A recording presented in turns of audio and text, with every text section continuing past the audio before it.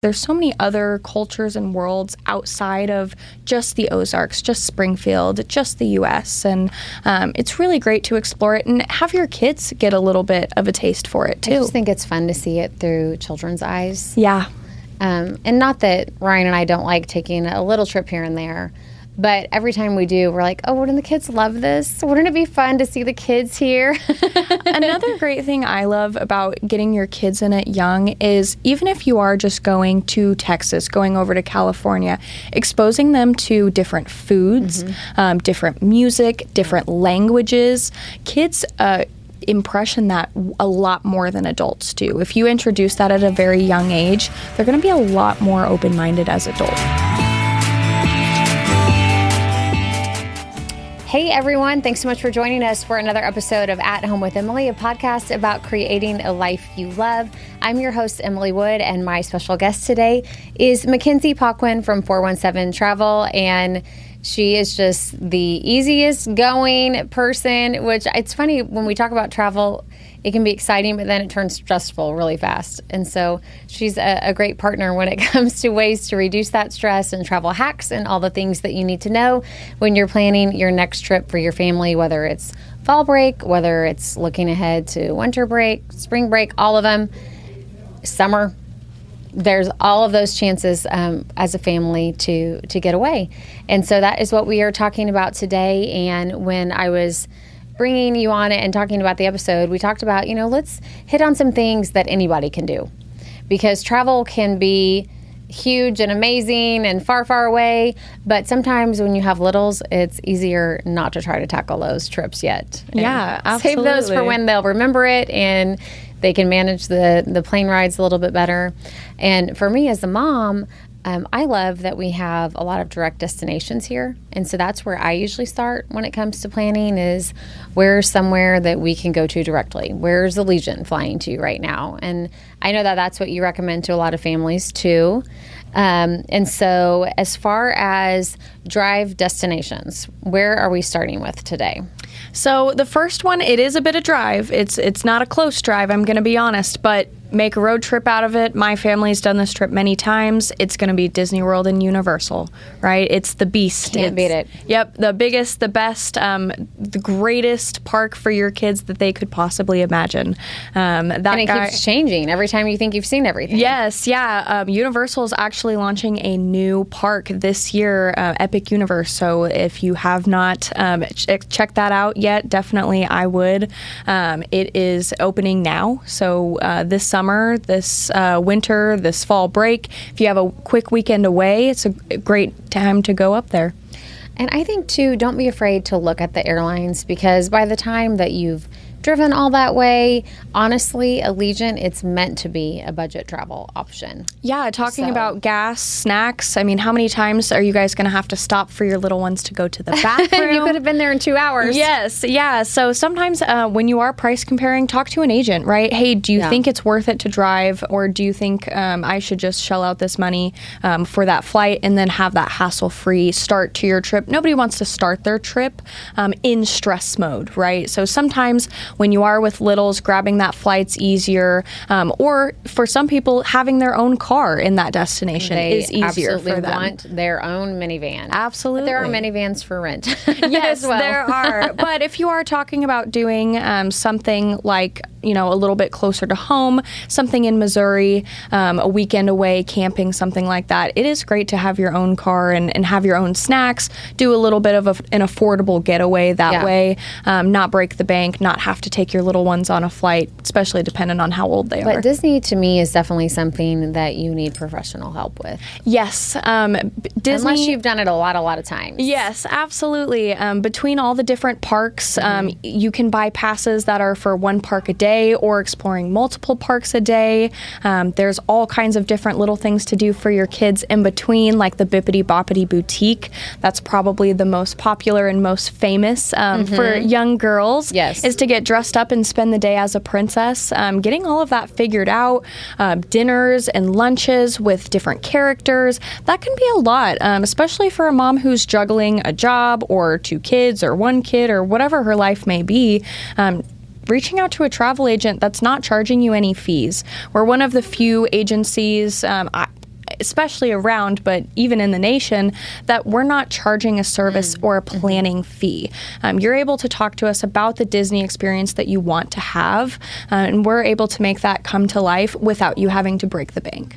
So phone call or just send an email, first place to start with that. And getting that all lined up. How far in advance do you need to plan for Disney? So it depends on what you're wanting to do. If you're wanting to have that full experience, you're wanting to get those reservations, you're wanting to dine with the characters, which most people do, right? Yeah, if you're going to go, do it big. I would definitely recommend, 8 to 12 months in advance. Wow. I thought you were going to say 8 to 12 weeks. Nope. It is, those sell out, right? And things might not even Especially be if available. you're trying to go over spring break, right? Yes. Oh, I mean, high travel time, the first couple weeks in June, the last end of the season, the first couple weeks in August, everyone's trying to get those last minute trips in. It can be pretty hectic and a little bit scary whenever you're doing it on your own. Do I have this reservation? Am I booking it through the right place? Should I be booking Disney Direct? Do I need to be staying on property? What's the best option for me as a family? Sometimes that option is staying on property. Sometimes that option is also staying at a nearby place, getting some really good groceries for breakfast and dinner, and then spending the day at the park. So it really just depends on what you're looking for as a client. All the different options, and you guys have booked it hundreds of times. Oh, yeah. Probably thousands at this point. So our next destination that we want to talk about, that it's kind of interesting. You wouldn't think of it as a drive destination, but it actually is, which is cruising. Yeah. So explain that one to us. So a couple, since we are, in Springfield, Missouri, we are kind of in that middle area. Not too many drivable destinations as far as East and West Coast ports, but we do have that great port, Galveston. Galveston, Texas. It's not too far. A lot of people love to make that drive instead of doing the flight. And then you have options all over the Caribbean. You have Western Caribbean. You could do a Mexico cruise. And there's so many options as far as what you're looking for your kids, what age range they are. That's going to really determine what ship is best for you and what itinerary is best for you. Because even Disney has cruises. Yes, Disney Cruise Line absolutely does. But they does. wouldn't be, do they take off from that area, or would those all be Florida? So they do. Yep, they have a couple out of Galveston. Mainly it is going to be Miami, Port Canaveral. And those guys are going to be a little bit more in that mid to luxury range of cruising as opposed to maybe Royal Caribbean, Norwegian. Which is very family friendly. Very family friendly. Royal Caribbean is the family cruise line. I mean, hands down, there is no cruise line that's going to have more options and they have that for your sweet child. spot of making it something that you could actually afford as a family. Yeah. I was pricing out this morning some great options. 5 nights this year, starting at even like $575 per person, right? So for the whole time? Yep. What? Yep. And that's not going to include like your drink packages or your insurance or things like that, but your cruise fare, all of those activities. Good place to start. Oh yeah, water slides, mini golf, entertainment, Broadway level shows every single night, multiple dining options. So if you are looking for a place where you can kind of house your kids, you want to sit, you want to relax, have this whole ship take your child's breath away, that's a great option. And some memories. Yeah, absolutely. There's so many kids that we have as clients that grow up in that cruise world. They'll meet friends in the kids clubs during their stay. I even have clients that organize future trips with people that they've met on their cruise ships, organizing like dual family vacations. That's wild. Yeah, well, whenever you spend 5 days with you find somebody people, that you hit it off with. Yeah, you have similar interests. Kids your are the kids same get age. along. They play together. Yeah. Even if they aren't living in the same state as you or the same city, you're able to connect over your love of travel, which is really awesome. Interesting. Okay, so our third one is one that I'm very interested in because I feel like the path of least resistance that most families do is we go to Florida. It is some of the most beautiful beaches in the world. We can get to the Florida Panhandle relatively easily. That's a drive. But what we might kind of gloss over and not think about is how much there is west of here. Yes, absolutely. Right, so go the other way. Yeah, and national parks are insane. Oh my gosh, if you want to talk about some unfiltered photos that I have seen that take my breath away, U.S. national parks. Yeah. There's so many. What are some of your favorites? So Red Rocks is going to be probably my favorite just because it's always warm, right? You're in that kind of that Nevada area, so you have really warm weather, really great, not a lot of rain, which is what I love to do, and some great hiking, incredible views if you're not afraid of heights, and you're not afraid to get some steps in. It's a beautiful, beautiful park. Another one that's really popular would be Glacier, which is completely on the other side, all the way in Maine. Incredible wildlife, great scenic views, a little bit more of that northern flair, that New England flair, right? So great seafood while you're there, a little bit more of that rainy, cloudy weather if you're not a huge sun lover. In the summer, though. Yeah, if you're looking to get a break from the heat, it is definitely a great area. Go explore. Few things with national parks, though. They do have some caveats. To take a car in, you've got to have a pass. Some national parks, you need to have a pass just to visit. So definitely partner with your local agent, with your favorite travel agent, or one of your friends that is a local state park expert, and see what the situation is before you get down there. You don't want to ever arrive and be surprised. Well, and I've heard, too, that the national parks have been filling up. So they were starting to get overrun a little bit, like, let's say, 2020 to now, when people started getting outside more. Yes. And you could get there and be in line for 2 hours to get into the park and be turned away because they have a capacity. Yeah, absolutely. And they're protecting cars too. It, yes, they. And what's great is they are protecting it, right? They are taking the necessary steps. But if you haven't planned, it's not as great because then you cannot get in. Yeah, and some of them, with weather, certain areas will be closed. So if you're staying at like a nearby city, driving in, you need to check and make sure that there's no closures to the entrances because things change all the time with those areas. So how far in advance for those trips? Those guys try to plan? Are definitely not as far in advance. I would say anywhere from 3 to 6 months would be a really solid area. Flights come out 10 months in advance. So if you really want to get your hotel booked, if you're wanting to stay there's certain really hotels close. That are close are harder to get, right? The closer or even, it is. Are there some hotels even in the parks? Yep, there are. Not in every national park, and not everyone a travel agent is going to be able to book because those actually directly support the conservation of the national park, which is great. But if you are wanting to stay nearby, they do fill up quick. So you want to make sure that you have someone as an agent who knows what they're doing. They know the nearest, nearby city, and they are doing the necessary steps to make sure that whenever you get there, you do have that seamless experience. Do you think it's still okay to do a national park over summer break, or are they just totally overrun?